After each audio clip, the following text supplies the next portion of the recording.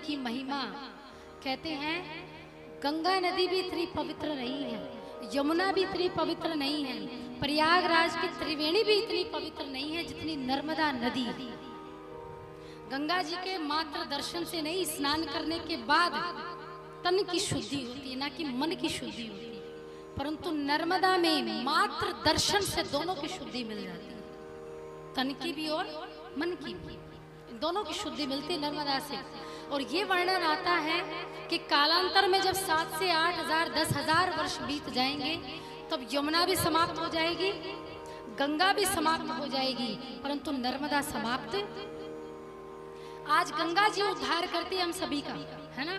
हम गंगा जी जाते, ज्यादातर तो वही जाते, परंतु जब गंगा जी लुप्त हो जाएंगे, अपने स्थान को छोड़कर चली जाएगी, तो व्यक्ति कहाँ जाया करेंगे?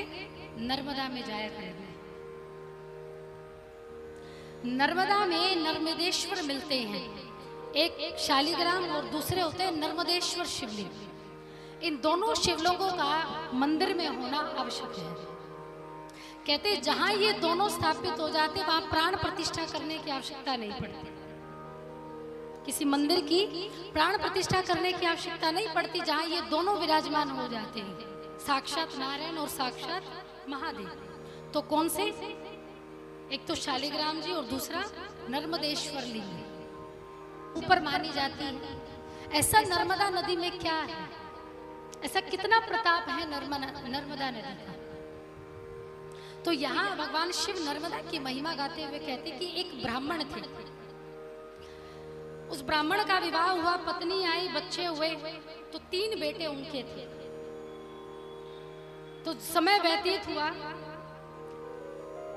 तो उस ब्राह्मण की मृत्यु हो गई, और जाते जाते उन्होंने अपनी पत्नी को कहा कि जब जो मेरी अस्थियां होंगी उन अस्थियों को गंगा जी में विसर्जित कर देना, तभी मुझे मुक्ति मिलेगी। पत्नी ने कहा ठीक है। अब ब्राह्मण की मृत्यु हो गई।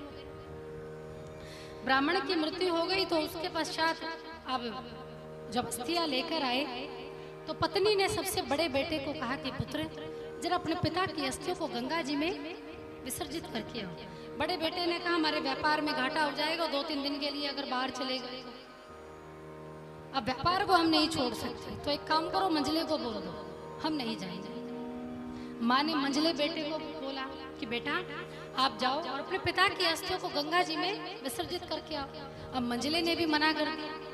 तो था सबसे छोटा बेटा, छोटे बेटे को कहा कि बेटा कम से कम तू तो चला जा, तेरे पिता को शांति मिल जाएगी गंगा जी में जब विसर्जित उनकी अस्थियां हो जाएंगी।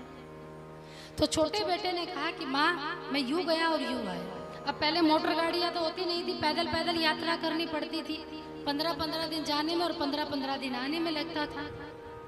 तो छोटा बेटे ने पिता की अस्थियां ली और गंगा जी के लिए प्रस्थान किया, गंगा जी में जाने लगे।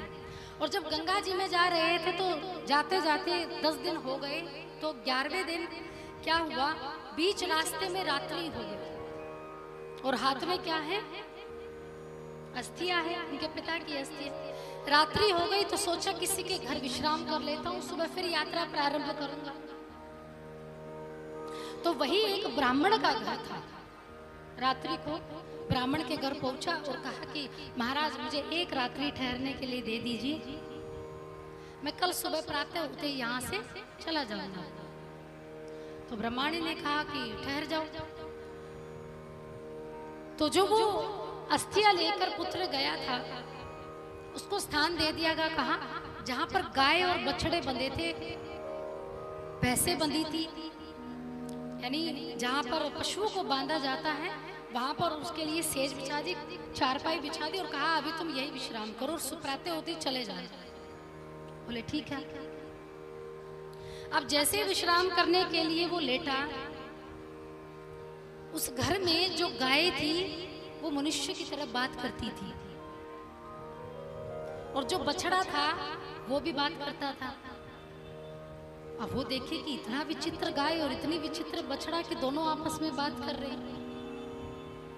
तो गाय अपने पुत्र को कह रही थी, यानी अपने बछड़े को कह रही थी कि पुत्र क्या तेरे शरीर में दर्द हो रहा है? और जो बछड़ा था वो रुदन कर रहा था। उसने कहा माँ आज धनी ने मुझे बहुत मारा, रो रो कर अपनी माँ को वेदना बता रहा था। गाय ने कहा, मुझे पता है ये जो धनी है ना, ये तुझे दूध पीने नहीं देता। तो जब भी मेरा दूध पीता है तो तुझे हटा देता और तुझे बहुत मारता है, पर मैं क्या करूं, मैं कुछ नहीं कर पाती। तू चिंता मत कर, तो अभी रोना बंद कर दे। कल जैसे ही धनी प्रातः आएगा ना 4 बजे दूध निकालने के लिए, तो मैं उसको मार दूंगी। मैं उसे नहीं छोड़ूंगी क्योंकि उसने मेरे पुत्र को मारा है। ये सारी बातें वो जो अस्थियां लेकर आया था वो सुन रहा था कि यहाँ तो बड़ा ब्राह्मण का विचित्र घर है, यहाँ तो गाय भी बात करती, बछड़ा भी बात करता है। तब पुत्र ने कहा कि माँ, ये ऐसा मत करना, ये ठीक नहीं है, क्योंकि यहाँ ये ब्राह्मण का घर है और तुम ब्राह्मण के घर बंदी हो। अगर तुमने ब्राह्मण की हत्या कर दी तो तुम्हें ब्रह्म हत्या का पाप लगेगा, जिसका पश्चाताप कहीं पर भी नहीं है, और भगवान तुम्हें कभी क्षमा नहीं करेंगे। तब गाय ने अपने पुत्र से कहा कि पुत्र चिंता मत करो, मैंने पता लगा लिया है। क्या? यहाँ पास में ही एक नदी है, उस नदी का इतना प्रताप है, अगर मैंने किसी ब्राह्मण की हत्या भी कर दी, किसी ने गौ हत्या भी कर दी, तो उसमें 3 डुबकी लगाओ और ब्रह्म हत्या से मुक्ति मिल जाएगी। वो ऐसी नदी है। यही बात कौन सुन रहा था? वो जो अस्थियां लेकर ब्राह्मण आया था कि ऐसी कौन सी पवित्र नदी जहां 3 डुबकी लगाने से ही ब्रह्म हत्या से छूट जाए व्यक्ति। बोले प्रातः होगी तब जाने पता चलेगा। प्रातः हुई, वो जो धनी था, वो ब्राह्मण था, वो दूध निकालने आया, और जैसे ही दूध निकाला तो गाय ने सींग से उसके जो शरीर है उसका भेदन कर दिया, और उसी समय ही ब्राह्मण की क्या हो गई? हत्या हो गई। तो ब्रह्म हत्या हो गई। और जैसे घर परिवार के सदस्य थे वो गाय को मारने के लिए दौड़े, तो गाय दौड़ी दौड़ी उस नदी में चली गई, क्योंकि ब्रह्म हत्या का पाप लगा था। तो जो गाय का शरीर था वो नीला पड़ गया, काला पड़ गया, पूर्ण रूप से काली हो गई गाय, पूर्ण रूप से। दौड़कर नदी में डुबकी लगाई, और 3 डुबकी लगाकर जैसे ही ऊपर की तरफ आई तो गाय का रंग था जो वो सफेद हो गया।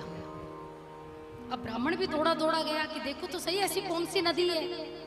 अब जैसे ही दौड़ा दौड़ा गया, दौड़कर देखा, अब गाय का जो रंग काला पड़ गया था, अब कैसा हो गया था? बिल्कुल सफेद। और गाय अपने बछड़े के साथ क्या कही? भाग भाग। इतनी पवित्र नदी, और वो नदी कोई और नहीं, वो नदी नर्मदा ही थी।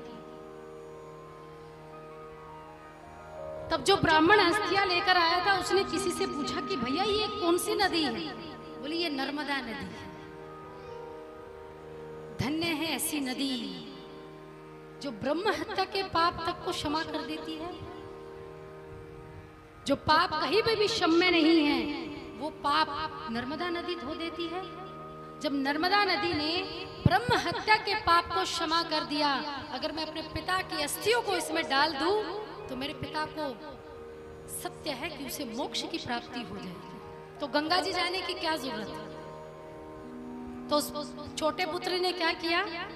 जो अपने पिता की अस्थियां थी वो नर्मदा नदी में डाल दी, और जैसे ही नर्मदा नदी में डाली, वहीं पर उसी समय उसकी माँ को उसके पिता ने स्वप्न में कहा कि देवी तुम्हारे बेटे ने मेरी मुक्ति कर दी है, तुम्हारे बेटे के कारण आज मुझे मोक्ष मिला है, तेरे पुत्र के कारण, उस नर्मदा नदी के कारण मेरी मुक्ति हो गई है। धन्य है नारी तेरा गर्भ, और धन्य है तेरा पुत्र।